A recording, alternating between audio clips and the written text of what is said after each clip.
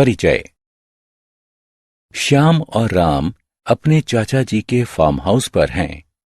वे पेड़ के आसपास खेल रहे हैं। वे पेड़ पर लगे पके अमरूदों को देखकर खुश हैं। क्या हम कुछ अमरूद खा सकते हैं चाचा जी? बिल्कुल बेटा, मैं तुम दोनों के लिए अमरूद लाता हूं। ये कितने स्वादिष्ट हैं। श्याम, उस पक्षी को देखो। यहां तक कि पक्षी भी पके हुए अमरूदों का आनंद ले रहे हैं। हाँ, जंतु पौधों से अनेक वस्तुएं जैसे फल, छाया, ऑक्सीजन आदि प्राप्त करते हैं। बच्चों, लेकिन क्या तुम जानते हो कि जंतु भी पौधों को अनेक वस्तुएं देते हैं? सच में चाचा जी, किंतु वो कैसे? चाचा जी, कृपया इसके विषय में हमें और अधिक बताएं। तो ठीक है, आओ मैं तुम्हें सजीव वस्तुओं की एक दूसरे पर निर्भरता के विषय में विस्तार से बताता हूं। आओ सीखें। पौधों और जंतुओं की एक दूसरे पर निर्भरता का वर्णन करना। पौधों और जंतुओं की निर्भरता वाले कारकों की सूची बनाना। वनों की विशेषता का वर्णन करना। वनों के कटाव से होने वाले दुष्परिणामों की चर्चा करना। वन और वन्य जीवन सुरक्षा की चर्चा करना। क्या पौधे जंतुओं पर निर्भर होते हैं? पौधों से जंतुओं को भोजन, ऑक्सीजन और आश्रय प्राप्त होता है। क्या वे इसके बदले में पौधों को कुछ देते हैं? हाँ, पौधों को अपना भोजन बनाने के लिए कार्बन डाइऑक्साइड की आवश्यकता होती है। जब जंतु सांस बाहर छोड़ते हैं तो वे कार्बन डाइऑक्साइड निकालते हैं, जो कि पौधों को प्रकाश संश्लेषण की प्रक्रिया द्वारा उनका भोजन बनाने में सहायता करती है। बीज प्रकीर्णन द्वारा अपने बीजों के विकास के लिए पौधे पूर्ण रूप से जंतुओं पर निर्भर रहते हैं। क्या आप जानते हैं कैसे? फूलों से मकरंद चूसने के लिए जब अनेक कीट, मक्खियां और तितलियां उनके ऊपर बैठते हैं तो उनके परागकण उनके पैरों के निचले भाग से चिपक जाते हैं। जब वे एक फूल से दूसरे फूल पर जाते हैं तो वे अपने पैरों में चिपके हुए उन परागकणों को फैला देते हैं। फलों का चमकदार मीठा गूदा पक्षियों और जंतुओं को अपनी तरफ आकर्षित करता है। पक्षी और जंतु फलों को खाते हैं और बीजों के प्रकीर्णन में सहायता करते हैं। इस तरह जंतु पौधों के अस्तित्व को बनाए रखने में और उनके फलने फूलने में सहायता करते हैं। वन तथा वन समष्टियां। क्या आपने इन लोगों को देखा है? जी हां, ये आदिवासी हैं।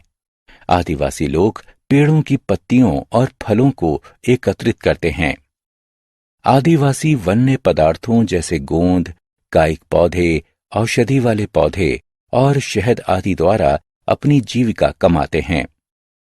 वे वनों में पाए जाने वाले विभिन्न प्रकारों के पौधों से अपना भोजन और औषधियां प्राप्त करते हैं। आदिवासी कुछ पेड़ों जैसे बरगद और पीपल की पूजा करते हैं। पेड़ों के प्रति ये आदर पेड़ों के संरक्षण में सहायता करता है। वनों का महत्व।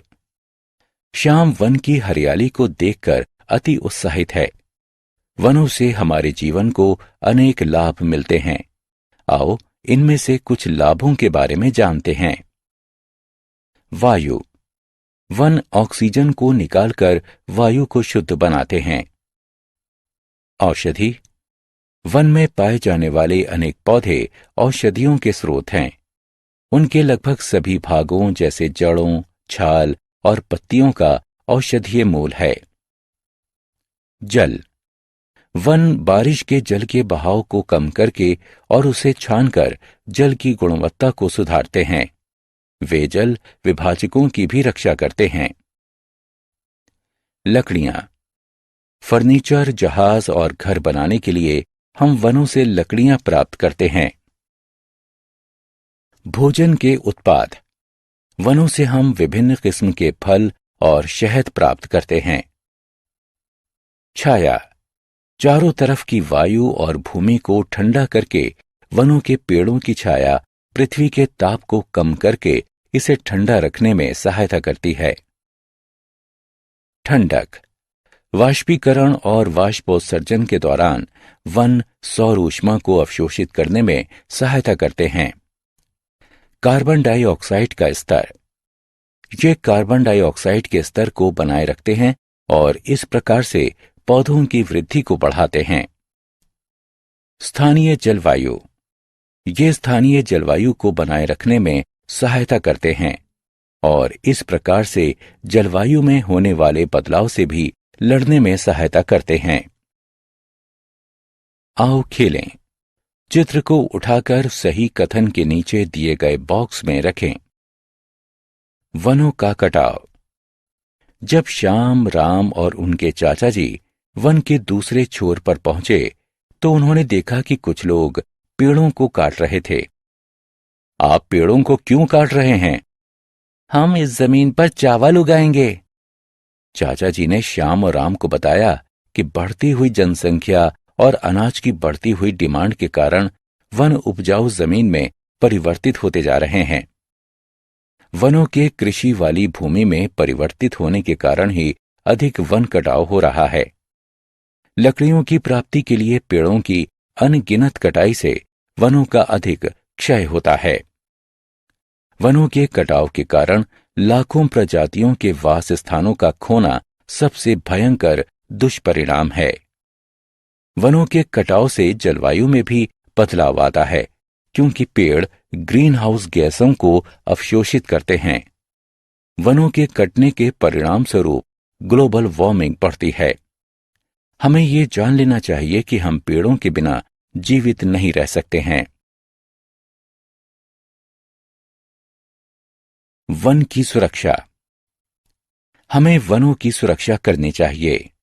वनों की सुरक्षा के लिए सबसे पहला कदम यह है कि कृषि करने या रहने के लिए जमीन की प्राप्ति के लिए अधिक संख्या में वनों के काटने को रोकना चाहिए। यह भी आवश्यक है कि वन्य जंतुओं की खाल, उनके सींग या दांतों के लिए उन्हें मारना या उनका अवैध शिकार नहीं करना चाहिए। वन्य जीवों के मारने के विरुद्ध सरकार द्वारा लागू किए गए कानून तथा नियमों का सख्ती से पालन करना चाहिए। संरक्षित वन क्षेत्र वन्य जीव अभयारण्य कहलाता है। Project tiger. अचानक राम ने एक बोर्ड देखा जिस पर लिखा था बाघ को बचाएं। वो अपने चाचा जी से पूछता है, चाचा जी, इस बोर्ड पर बाघ को बचाएं क्यों लिखा है? बेटा, प्राचीन समय से लोग जंतुओं की खाल, उनकी हड्डियों और उनके पंजों के लिए उनका अवैध शिकार करते आए हैं। वे लोग इस बात की चिंता नहीं करते कि इससे जीवन की विविधता पर क्या प्रभाव पड़ेगा। इसके परिणाम स्वरूप पृथ्वी से हम लोग अनेक प्रजातियों को हमेशा के लिए खो चुके हैं। भारतीय बाघ भी इनमें से एक है। भारतीय सरकार बाघों को बचाने के लिए कदम उठा चुकी है। उसे ही प्रोजेक्ट टाइगर का नाम दिया गया है। इस प्रोजेक्ट में सरकार उन वनों की देखभाल करती है जिन वनों में बाघ रहते हैं। ये वन बाघ अभयारण्य कहलाते हैं। इन वनों में बाघों को मारना और पेड़ों को काटना एक दंडनीय अपराध है। हमने क्या चर्चा की? पौधे जंतुओं को भोजन, आश्रय और ऑक्सीजन देते हैं। जंतु पौधों को कार्बन डाइऑक्साइड देते हैं जिसकी सहायता से पौधे अपना भोजन बनाते हैं। पक्षी और जंतु पौधों के बीजों के प्राकीर्णन में सहायता करते हैं। आदिवासी वन्य पदार्थों जैसे गोंद, कायिक पौधे, औषधि वाले पौधे और शहद आदि द्वारा अपनी जीविका कमाते हैं। अनेक वन्य पौधों की जड़ें, छाल और पत्तियां औषधियों के स्रोत हैं। फर्नीचर, जहाज और घर बनाने के लिए वनों से हम लकड़ियां प्राप्त करते हैं। वनों से हम विभिन्न किस्म के फल और शहद प्राप्त करते हैं। वन सौर ऊष्मा को अवशोषित करने में सहायता करते हैं। हम वनों को निम्न प्रकार से बचा सकते हैं। उपजाऊ भूमि को विकसित करने या रहने के लिए पेड़ों की अंधाधुंध कटाई को रोकना चाहिए। वन्य जंतुओं को उनकी खाल, सींगों या दांतों के लिए उन्हें मारना या उनका अवैध शिकार नहीं करना चाहिए। प्रोजेक्ट टाइगर के अंतर्गत जिन वनों में बाघ रहते हैं, सरकार उन वनों की देखभाल करती है।